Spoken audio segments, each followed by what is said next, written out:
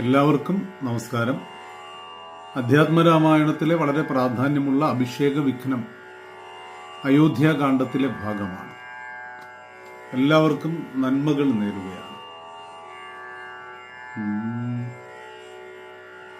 ഇത്രയെല്ലാം പറയണമോ മാതാവേ, താതാർത്ഥമായിട്ടു ജീവനെ തന്നെയും മാതാവു തന്നെയും സീതയെ തന്നെയും ഞാനുപേക്ഷിപ്പൻ അതിനില്ല സംശയം. മാനസേ ഖേദമതിനില്ലെനിക്കേതും രാജ്യമെന്നാകിലും താതൻ നിയോഗിക്കിൽ. ത്യാജ്യമെന്നാലെന്നറിക നീ മാതാവേ, ലക്ഷ്മണൻ തന്നെ ത്യജിക്കുന്നു ചൊൽകിലും തൽക്ഷണം ഞാൻ ഉപേക്ഷിപ്പനറിക നീ. പാവകൻ തങ്കൽ പതിക്കേണമെങ്കിലും ഏവം വിഷം കുടിക്കേണമെന്നാകിലും താതൻ നിയോഗിക്കിലേതുമേ സംശയം. ചേതസി ചെറ്റില്ലെനിക്കെന്നറിക നീ, താതകാര്യവനാജ്ഞപ്തമെന്നാകിലും മോദേന ചെയ്യുന്ന നന്ദനനുത്തമൻ പിത്രാനിയുക്തനായിട്ടു ചെയ്യുന്നവൻ മധ്യമനായുള്ള പുത്രൻ അറിഞ്ഞാലും. ഉത്തമെന്നാകിലും ഈ കാര്യമെന്നാലെ കർത്തവ്യം അല്ലെന്നു വെച്ചടങ്ങുന്നവൻ പിത്രോർമലമെന്നു ചൊല്ലുന്നു സജ്ജനം.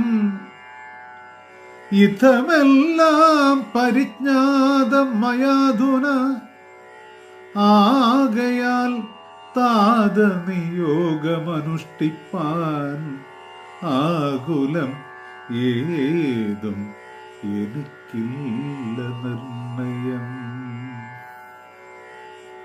സത്യം കരോമ്യഹം സത്യം കരോമ്യഹം സത്യം മയോക്തം മറിച്ചു രണ്ടായി വരാം.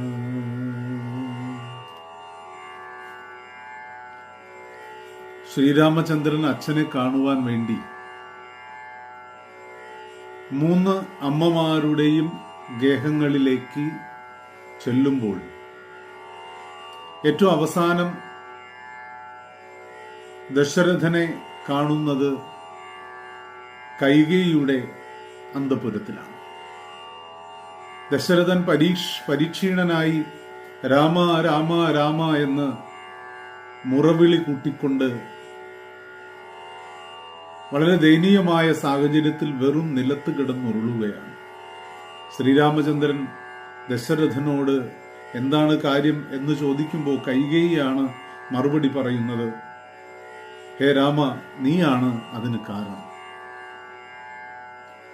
അച്ഛൻ എനിക്ക് മുമ്പ് 2 വരം നൽകിയിട്ടുണ്ട്. ആ വരം ഞാനിപ്പോ ചോദിച്ചിരിക്കുകയാണ്. നീ അച്ഛന്റെ മൂത്ത പുത്രനാണ്. അച്ഛൻ പറഞ്ഞ വാക്ക് പാലിക്കുവാൻ നീ സദാ സജ്ജനാകേണ്ടുന്നവനാണ് എന്ന് ശ്രീരാമചന്ദ്രനോട് പറയുന്നു. തുടർന്ന് ആ വരത്തെക്കുറിച്ച് ശ്രീരാമചന്ദ്രൻ കൈകേയിയോട് ചോദിച്ചറിയുന്നു. തുടർന്ന് ദശരഥ മഹാരാജാവ് പൊട്ടിക്കരയുന്ന അവസരത്തിൽ ദശരഥ മഹാരാജാവിനെ പിടിച്ചെഴുന്നേൽപ്പിക്കുവാൻ ശ്രമിക്കുമ്പോൾ മൂർച്ചയേറിയ വാക്കുകൾ കൊണ്ട് കൈകേയി വേദനിപ്പിക്കുമ്പോൾ ശ്രീരാമചന്ദ്രൻ കൈകേയിയോട് പറയുകയാണ്, ഇങ്ങനെയൊക്കെ പറയണോ മാതാവേ? താതാർത്ഥമായിട്ടു ജീവനെ തന്നെയും മാതാവ് തന്നെയും സീതയെ തന്നെയും ഞാൻ ഉപേക്ഷിപ്പൻ. എൻ്റെ അച്ഛൻ പറഞ്ഞാൽ എൻ്റെ അച്ഛനു വേണ്ടി ഞാൻ എൻ്റെ അമ്മയെ, എൻ്റെ ജീവനെ, എൻ്റെ സീതയെ ഞാൻ ഉപേക്ഷിക്കും. എന്റെ ജീവൻ പരിത്യജിക്കണം എന്ന് പറഞ്ഞാൽ പോലും ഞാനിത് ത്യജിക്കും. പിന്നെയാണോ എനിക്ക് നാട്? തന്നെയുമല്ല, അച്ഛന്റെ മനസ്സറിഞ്ഞു ചെയ്യുന്ന പുത്രനാണ് ഉത്തമൻ. അച്ഛൻ പറഞ്ഞാൽ ചെയ്യുന്നവൻ മധ്യമൻ, പറഞ്ഞാലും ചെയ്യാത്തവൻ അധമൻ. പിത്രോർ മലം എന്നാണ്, അവൻ മലിനസമൻ എന്നാണ് ആഗമ ശാസ്ത്രങ്ങളൊക്കെ പറയുന്നത്. അതുകൊണ്ട് എൻ്റെ അച്ഛൻ്റെ മനസ്സറിഞ്ഞുകൊണ്ട് കർമ്മങ്ങൾ നിർവഹിക്കാൻ ഞാൻ തയ്യാറാണ്. എൻ്റെ അച്ഛൻ പകർന്നു തന്ന, എൻ്റെ അച്ഛൻ പറഞ്ഞ വാക്ക് എന്നാൽ പാലിക്കപ്പെടും എന്ന് ശ്രീരാമചന്ദ്രൻ പറഞ്ഞുകൊണ്ട് ദശരഥ മഹാരാജാവിനെ ആശ്വസിപ്പിച്ച് കൈകേയിക്ക് ഞാൻ കാനനത്തിലേക്ക്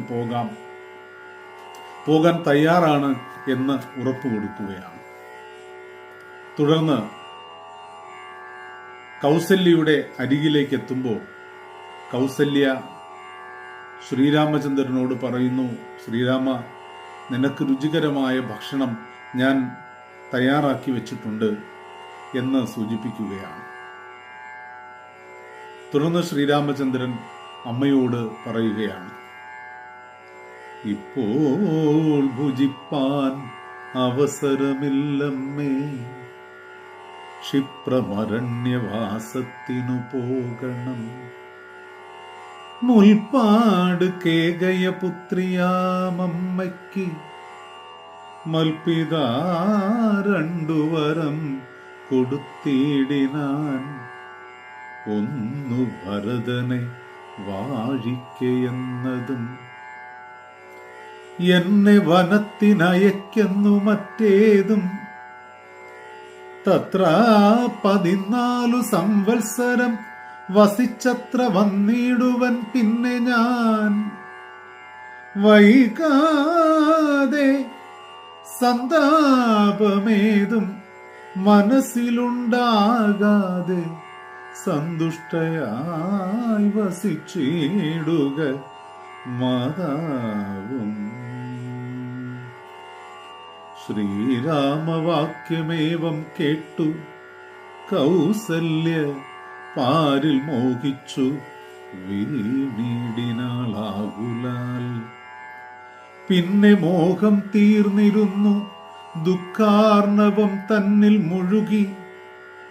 കരഞ്ഞുടൻ തന്നുടെ നന്ദനൻ തന്നോട് ചൊല്ലിനാൻ. ഇന്നു നീ കാനനത്തിന്നു പോയിടുകിൽ എന്നെയും കൊണ്ടുപോകേണം മടിയാതെ. നിന്നെ പിരിഞ്ഞാൽ ക്ഷണാർദ്ധം പൊറുക്കുമോ? ദണ്ഡകാരണ്യത്തിനാശു നീ പോകിൽ ഞാൻ ദണ്ഡധരാലയത്തിന്നു പോയിടുവൻ. പൈതലെ വേർവിട്ടുപോയ പശുവിനുള്ളാധി പറഞ്ഞറിയിച്ചിടരുതല്ലോ. നാടുവാഴേണം ഭരതൻ എന്നാകിൽ നീ കാടുവാഴേണം എന്നുണ്ടോ വിധിമതം. എന്തു പിഴച്ചിതു കൈകേയിയോടു നീ ചിന്തിക്ക ഭൂപനോടും കുമാര ബലാൽ. തതനും ഞാനുമൊക്കും ഗുരുത്വം കൊണ്ടു ഭേദം നിനക്കു ചെറ്റല്ല എന്നു നിർണയം.